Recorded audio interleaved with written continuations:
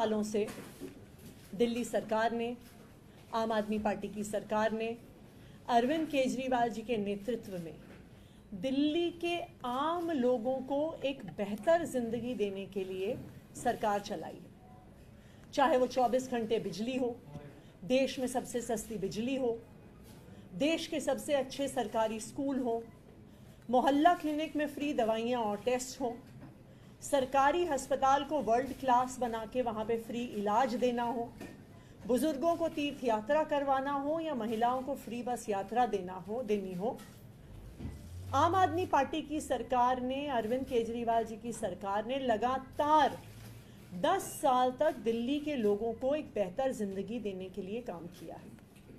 लेकिन बिजली, पानी, स्कूल, अस्पताल की सुविधाओं के अलावा दिल्ली की सरकार ने एक ऐतिहासिक काम किया है जो देश भर में नहीं हो सका।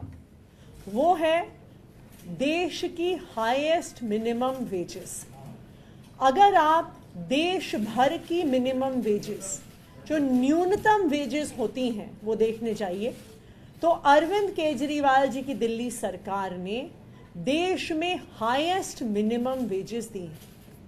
आखिरकार मिनिमम वेजेस कौन लेता है?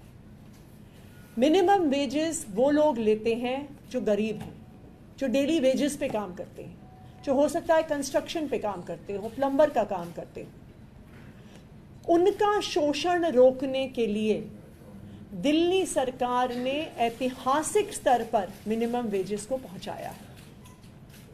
भारतीय जनता पार्टी ने हमेशा गरीब विरोधी काम किया है और हम इसे 2 तरीके में देख सकते हैं।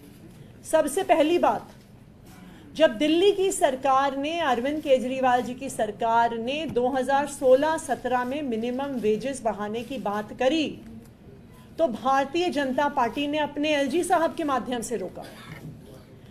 तब मिनिमम वेजेस बढ़ाने के लिए दिल्ली सरकार, अरविंद केजरीवाल जी की सरकार कोर्ट से ऑर्डर लेकर आई और ये जो इंक्रीज इन मिनिमम वेजेस था उसको इंप्लीमेंट करवाया।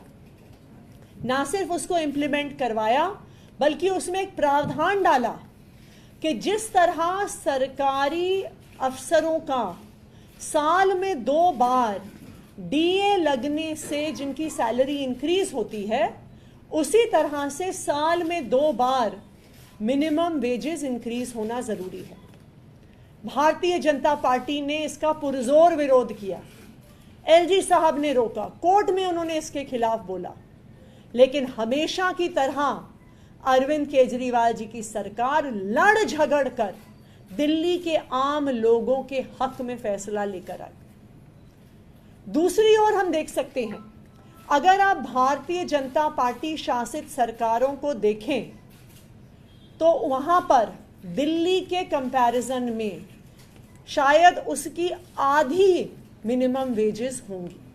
तो भारतीय जनता पार्टी गरीब विरोधी है। वो अपने राज्यों में तो बहुत कम मिनिमम वेज देती है और दिल्ली में भी उसे रोकने का भरसक प्रयास करती रहती है। मुझे खुशी है इस बात की कि कल हमारे श्रम मंत्री मुकेश अहलावत जी ने ये फैसला लिया है और मिनिमम वेजेस का इंक्रीज हम नोटिफाई कर रहे हैं।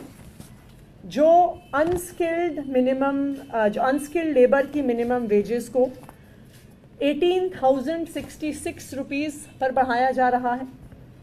सेमी स्किल्ड वर्कर्स की मिनिमम वेजेस को 19,929 रुपीज़ पर बढ़ाया जा रहा है। स्किल्ड वर्कर्स की मिनिमम वेजेस को 21,917 पर बढ़ाया जा रहा है। और इसका कंपैरिजन करने के लिए आम आदमी पार्टी, अरविंद केजरीवाल जी की सरकार बनने से पहले कितनी मिनिमम वेजेस थी, मैं आपको ये भी बताना चाहूँगी। 2013 में अनस्किल्ड लेबर की मिनिमम वेजेस मात्र 7,722 रुपये होती थी, जो आज हमने 18,066 रुपये कर दिया। 2013 में सेमी स्किल्ड लेबर की मिनिमम वेजेस 8,528 रुपये होती थी, जो आज 2024 में 19,929 है। 2013 में स्किल्ड लेबर की मिनिमम वेजेस 9,388 रुपये होती थी, जो आज 21,917 रुपये दिल्ली में है। और ना सिर्फ इतना, मैं इसका कंपैरिजन आपको बताना चाहूंगी और राज्यों के साथ भी। जो में अनस्किल्ड लेबर की मिनिमम वेजेस दिल्ली में 18,000 रुपये हैं, वो राजस्थान में मात्र 8,063 रुपये है। मध्य प्रदेश में, जहां पर भी भारतीय जनता पार्टी की सरकार रही है, 10,000 रुपये है। उत्तर प्रदेश में 8,300 रुपये है। हरियाणा में 10,000 रुपये है। छत्तीसगढ़ में 10,900 रुपये है। बिहार में 10,600 रुपये है। तो अगर आप देश भर से कंपैरिजन कीजिए तो आज दिल्ली सरकार की मिनिमम वेजेस सबसे ज़्यादा हैं। तो दिल्ली सरकार, आम आदमी पार्टी की सरकार, पिछले 10 साल से अरविंद केजरीवाल जी के नेतृत्व में लगातार दिल्ली के आम लोगों को एक बेहतर जिंदगी, एक डिग्निफाइड जिंदगी देती आई है। और आने वाले 4 महीनों में भी हम इसी तरह काम करते रहेंगे कि दिल्ली वालों को और दिल्ली में रहने वाले आम लोगों को, गरीब लोगों को एक इज्जतदार जिंदगी मिल सके। अब मैं चाहूंगी कि हमारे श्रम मंत्री मुकेश अहलावत जी भी अपनी बात रखें।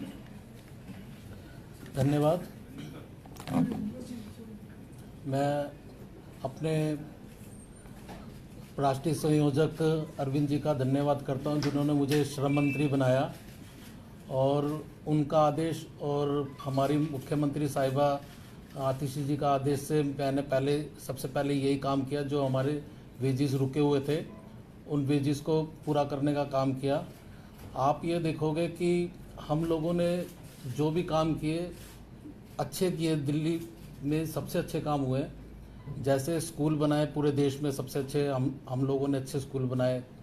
कैमरे हम लेके आए तो सबसे ज़्यादा कैमरे हम लेके आए। तो हम लोगों ने जो भी काम किया, दिल से काम किया। अभी आप लोग देखोगे कि हमने मिनिमम वेजेस भी जो लेबर की बनाई है, वो सबसे हाईएस्ट लेबर की मिनिमम वेजेस हमने नियुक्त की है। अब आप ये देखो कि कोई और भी सरकार थी, वो भी कर सकती थी, लेकिन हम लोगों ने ज़्यादा से ज़्यादा श्रमिकों के बारे में अच्छा सोचा कि उनका भला होना चाहिए। धन्यवाद। कितने से कितना होगा? दूसरा, अभी हम लोगों ने क्या किया है, अनस्किल्ड लेबर जो होगी उसकी 18,066 रुपये, और जो सेमी स्किल्ड होंगे उनके 19,929 रुपये बनाए गए हैं। और स्किल्ड वाली लेबर जो होगी वो 21,917 रुपये। धन्यवाद। मैम, कंगना रनावत ने तो एक तरफ बोल दिया है कि तीनों कृषि कानून को वापस किया जाए, दूसरी तरफ खट्टर भी ये बात बोल रहे हैं कि पंजाब में, चूंकि आपकी सरकार, इसलिए सवाल पूछ रहा हूँ कि जो उस तरफ बैठे हुए हैं वो किसान नहीं है, वो मुखौटा लगाए हुए हैं और सरकार को अस्थिर करना चाहते हैं। भारतीय जनता पार्टी गरीब विरोधी है, मजदूर विरोधी है, किसान विरोधी है। ये वही भारतीय जनता पार्टी है जिसने दिल्ली में किसानों को आने से रोकने के लिए दिल्ली के बॉर्डर पर, हरियाणा के बॉर्डर पे, पाकिस्तान बॉर्डर से भी ज़्यादा सिक्योरिटी लगाई। वो पाकिस्तान से घुसपैठियों को रोकने में इतनी शिद्दत से काम नहीं करते हैं जितना वो किसानों को दिल्ली आने से रोकने के लिए करते हैं। ये वही भारतीय जनता पार्टी है जिसने 3 काले कानून पास किए, और जब किसान आके सिंघू बॉर्डर पे बैठे तो उनको आतंकवादी कहा, उनको खालिस्तानी कहा, उनको राष्ट्र विरोधी कहा।